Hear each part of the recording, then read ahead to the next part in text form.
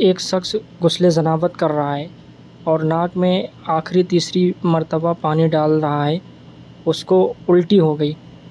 تو مسئلہ یہ ہے کہ وضو اگر ہے کسی کا تو اگر الٹی ہو جائے تو وضو ٹوٹ جاتا ہے۔ تو اس شخص کا آخری بار جب پانی ڈال رہا ہے ناک میں اور اس وقت اس کو الٹی ہو گئی، تو کیا اس کو پھر سے کلی وغیرہ پھر سے کرنا ہوگا؟ جو چیزیں وضو کو توڑتی ہیں وہ غسل کے اندر کیے گئے وضو کو بھی توڑ دیں گی، لہٰذا اگر کسی نے غسل کے دوران کیے گئے وضو میں کوئی ایسا مسئلہ پیش آئے گا جس سے وضو ٹوٹتا ہو تو اس کو پھر سے وضو کرنا ہوگا۔ لیکن اگر غسل کے اندر کیے گئے مسئلے کے اندر اس کو دوبارہ غسل کرنے کی ضرورت نہیں، مثلاً یہ کہ کسی نے غسل کے بعد ٹوائلٹ کرا یا بیچ میں ٹوائلٹ کرا تو واپس اسے غسل کرنے کی ضرورت نہیں ہے، لہٰذا واپس صرف وضو کرنے سے کام چل جائے گا۔